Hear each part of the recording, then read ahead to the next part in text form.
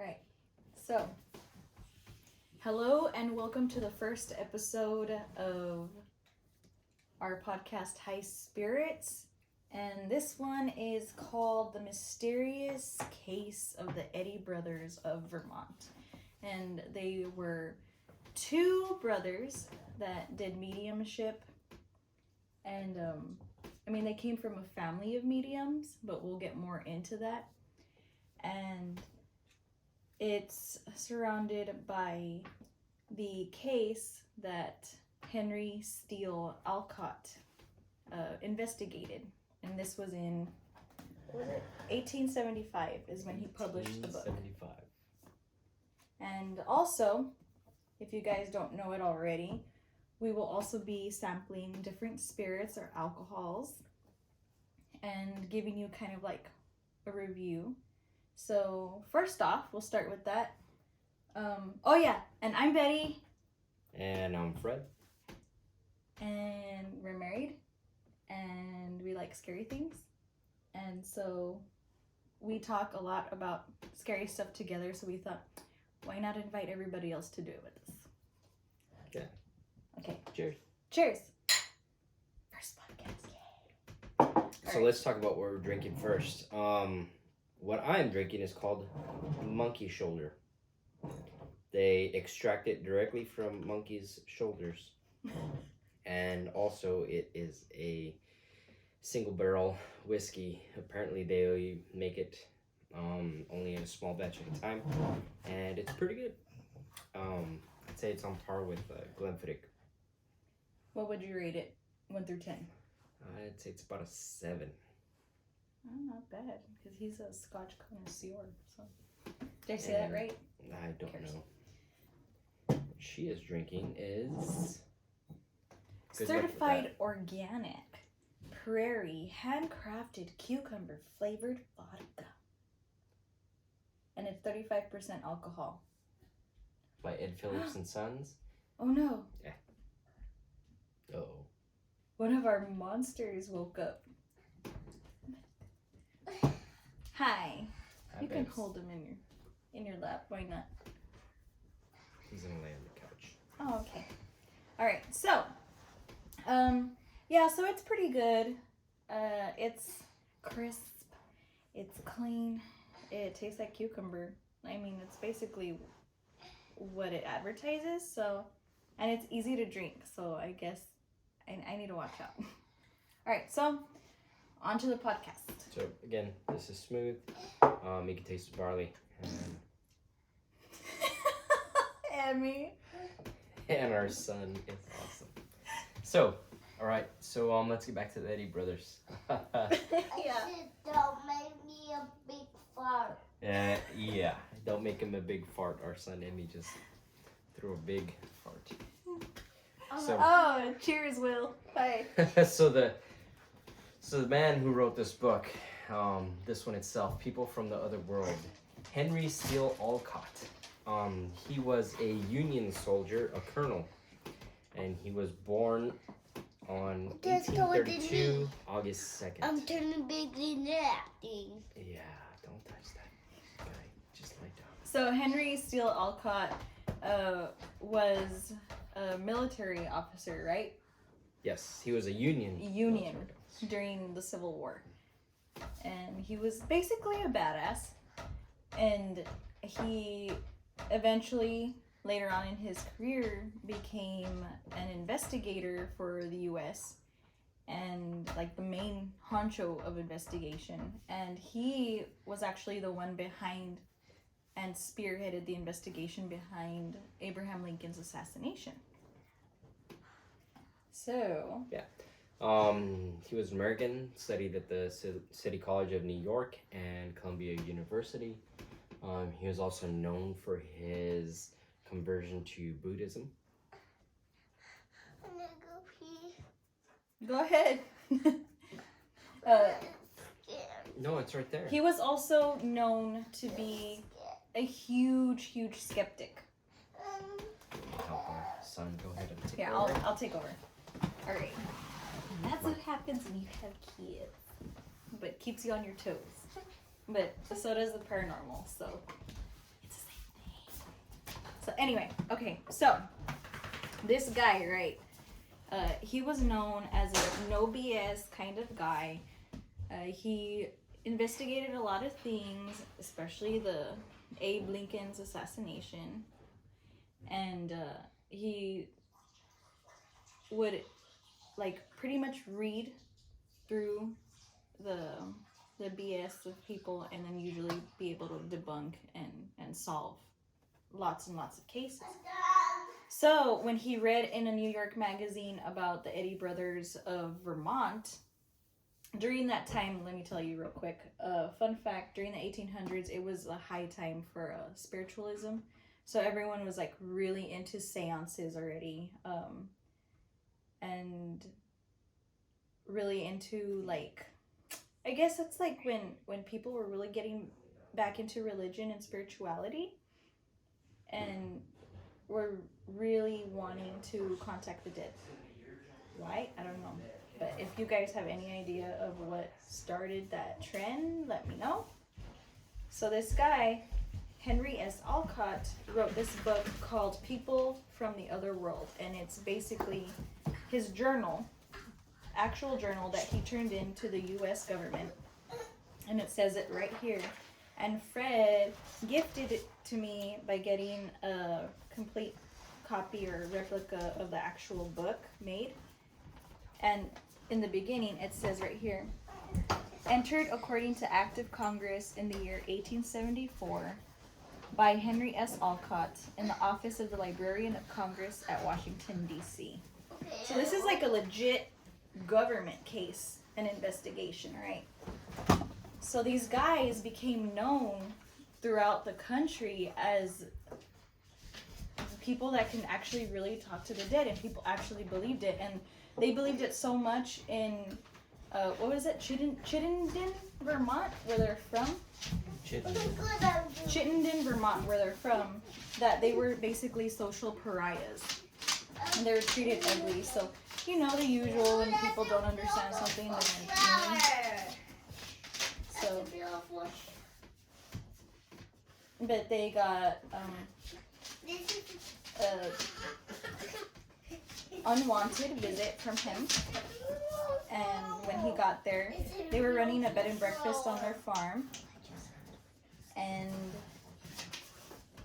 help me out here. Help me out here. I'm drowning.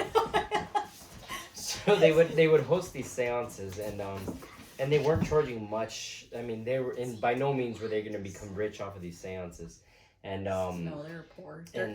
Dirt poor. And some of the things, so talking about the upbringing of the Eddy brothers, some of the things that they were subjected to were very, very controversial, very abusive, to the point where when they would be in one of these states of, I guess, unconsciousness, but they would be kind of, I guess, what would be the state? Like a trance. Like a trance. They would do things like place a hot coal in their hand, or place a hot coal in their mouth, and very abusive to the kids, and they were very unresponsive during the trance. So you would think that someone would drop a coal or spit out the coal in their mouth, and this wouldn't happen with them. They were trying to prove that they weren't coming up with these voices themselves, or trying to do these things that themselves were doing. They would torture these kids, and of course the kids would pass the test in a sense, but it was they went through a very traumatic childhood to prove that they were the spiritualists that they were, and that was during the upbringing of the Eddy brothers. So again, when they had this bed and breakfast, they weren't charging much. They were just having people stay, having the seances together. Another thing is that when they would have these seances, Olcott recollected that the sizes of the apparitions that would occur were at various sizes that he did not believe that they can mimic or portray these sizes. So someone 6'2" would show up. It's not the Olcott brothers. I think were about 5'7" to 5'9". I don't have the exact size, but they weren't that tall. So when these apparitions would show up, they'd be in various sizes, from very small, like a child, to very tall, 6'4", 6'5". And then they would just appear. They would start out as a mist and then form. Yeah, and some of the things that they would do, that the Eddy brothers were known for being illiterate, not. And this is just off of what He said, recorded. what he recorded, but they weren't super intelligent as far as knowing 10 languages, or super literate and all these other things. And some of the apparitions that would come through could speak other languages, from being Native American to being Russian to being I'm not sure what some of the other ones It were. could even be ancient. They were like Egyptian. They were manifesting. They were raising these spirits that were just, it wasn't That they they probably weren't couldn't truly have capable possibly of doing it themselves. Mom, right, Mom. and their guard Yeah. and stuff too. It would have taken, like how he explained in the book, like a huge troop of theater It would have taken people a lot of people to to pull it do, off. and these guys didn't have the resources to pay that amount of people. So they weren't rich. They didn't have a lot of money. They didn't have any riches They weren't even whatsoever. friendly, so he was also They weren't wondering friendly like at how all. did they even get business. But what Fred didn't mention is that they didn't just run a bed and breakfast. Most of their customers were other mediums from across the country that have heard of them, and they wanted to go stay there for contact because they felt like they were some sort of portal, like they themselves were a portal to the spirit world or spirit realm. And supposedly where they were at, that's where the veil would thin, between the land of the living and the land of the dead. Also, I didn't get to interject earlier because of children. Their father, Zephaniah, had married their mom, Julia, who was an Irish immigrant. Now, she kept all her background, like, secret and away from the Zephaniah, because back then, you would marry. Back then, you would marry for the rice, to survive. Mama. And she wanted to come to America, so she got married. She got married to him, kept her past from him, and it turns out that she was actually a descendant of someone that was on trial in Salem for the Salem witch trials, and family friends had broke her out of prison, or so the story goes, and shipped her off to Ireland. So she had actually grown up with having these gifts. Can I use that? So that explains it. So when she and Zephaniah started having kids, it wasn't just the Eddy brothers. It wasn't just the two. Horatio and what's the other one's name? Was it William? I think it was William. It's mine, but It wasn't just them, because they had sisters too, and they had gifts too. And they had gifts too, and ever since when they were first born, the paranormal stuff started happening once they started having kids. And so supposedly there would be stuff floating around the cradles. They would be playing with invisible children, and Zephaniah could hear the laughing and see stuff going around. Are you still cheersing people? Mm-hmm. And you're so... I'm just cheersing to your He's comments. really happy to have this. I think it needs to go up from a 7 to like at least an 8. No. So they would play with imaginary kids. Zephaniah was a Bible thumper, guys. Like Zephaniah was like one of those like the mean ones. I am working like This a freaked him out, obviously. So the reason why he had people coming over doing crazy stuff to his kids, like the Coles, and allowing them to whip them and to whip the devil out of them, basically, that was the point, is that he was asking his fellow churchgoers to beat the devil out of them, and because he thought that they were possessed. And it got so bad one day to the point to where the ghosts or spirits started defending the kids, and he was driven from his own property, and he never went back. So he went. So Olcott went to their bed and breakfast, or whatever it was called back then, to basically try and debunk them. He was the one that was going to find out that, hey, we can find out that they're not legit, that they're just basically trying to figure out that they're swindling people for money, they weren't making much money, but he was just trying to call them out for being frauds. So while he was there, he was trying to figure out, he had the blueprints of the house. He would call construction workers. He would call magicians. He would call other spiritualists that were known as frauds to try to debunk them. While he was talking to the construction workers and had the blueprints, he couldn't find any trapdoors, any secret rooms, or anything that would lead to their spirit box. So the Eddy Brothers would have a circle, and they would have a spirit box, and instruments would play or apparitions would come out of the spirit box, is how they would do their seances.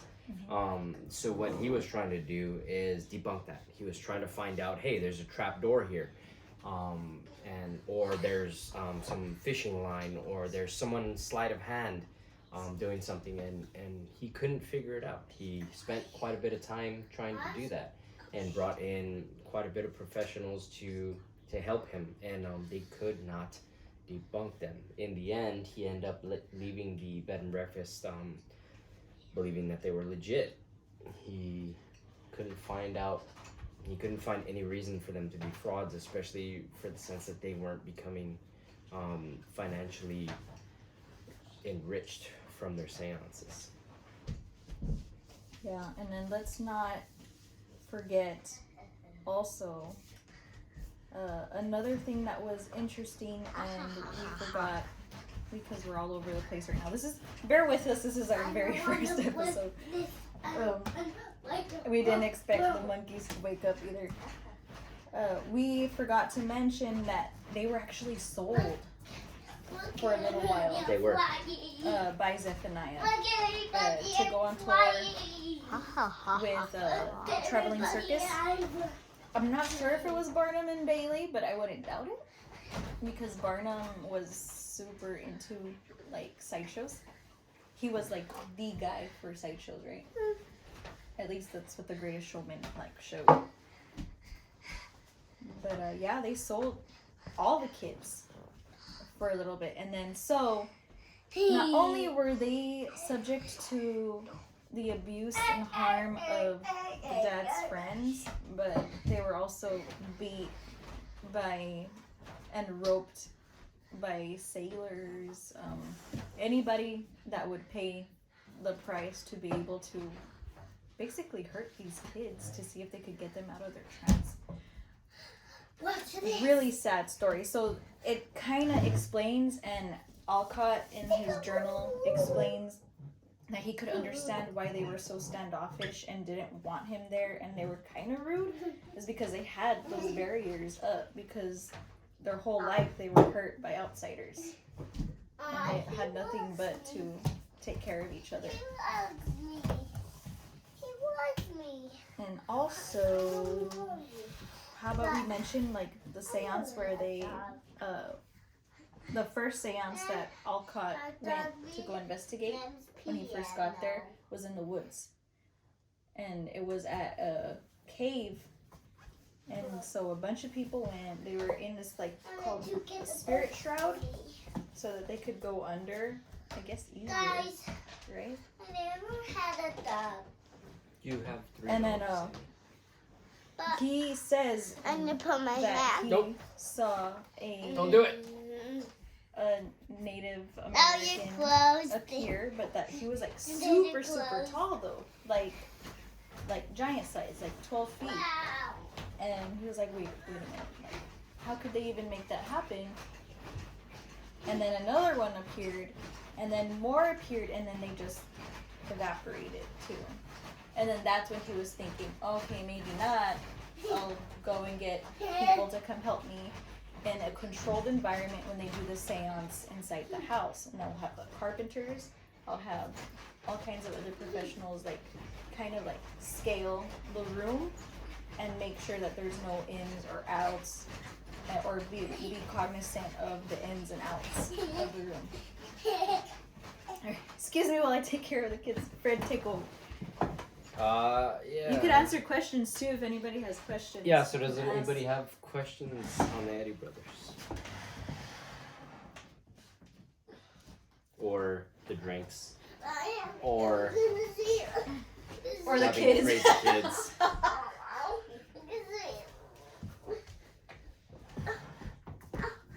So, one of the things also is that Olcott was a Freemasonry. I And we won't didn't go know down that. We will not go down that rabbit hole. But yeah, he was.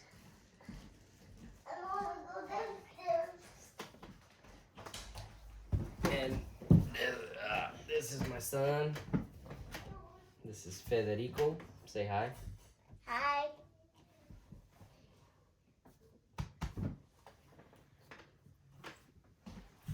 And I'm not sure where Betty went.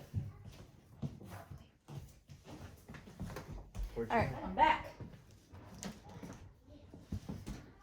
I'm back. Alright. What were you talking about? Yes. Oh, great. So, yeah, so eventually he witnesses and goes through. Oh, I forgot to tell them. Okay. Hold on. So in the journal and in the book, he even drew everything that he saw. Yeah. Okay. And according to the historians, he was a very accurate drawer. Or artist, drawer, I'm not sure what that would be called. But he was very accurate in the way that he would do things. Precisely. Okay, so this is the mom. You see that? That's the Eddy Brothers' mother. And she's actually really happy. Yeah, but back then it wasn't cool to smile. And then they also drew. Hold on. Let me see if I can find it.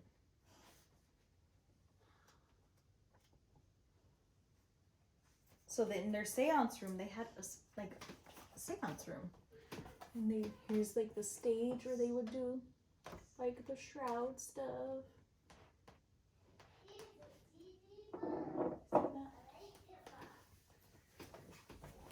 If you're still tuned in, man, thanks. Because we were all over the place tonight. But it makes you wonder in the 1800s how, I mean, I guess it was going around rampantly where people were fraudulently having seances just to kind of collect money from people. But it makes you wonder who would do it for real, who would do it from the heart, who would do it for just to provide comfort. Whether, I mean, some people would do it for comfort just to help people, help heal people, and others would do it because they were trying to make financial gain.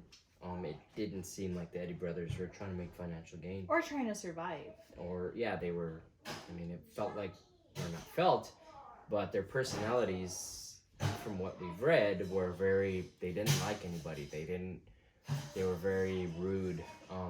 And that wasn't They're just introverts. because they were rude because of the way they were brought up. They were rude because of the way they were treated being growing up. And which makes sense. I mean, who wouldn't be? And which makes you think, well, what was the reason that they did what they did? Because they were dirt poor and they had to make money, but they were legit. So But that's it what was I kind mean. of like That's what I mean job. is they weren't making much money off of it. They were barely making ends meet. So it makes you wonder, why were they so good at it and they didn't financially make huge gains? You know, because I believe in fate, And I personally feel that they were told that they had to do that. And that was their point. Their calling. Mm-hmm. And they couldn't help it. Okay, so these are what the apparitions actually look like. You see that? So there's like the Native American that they saw. The original American. And then there's this girl. And then Bright Star down here. And then the old lady. Let's see up close. What would you guys do if you saw something like this? Seriously. A full-on apparition like that.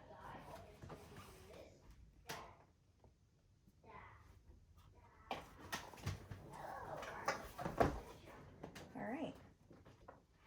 Okay, so, that's Hold on, we gotta show them that one because that one's freaky.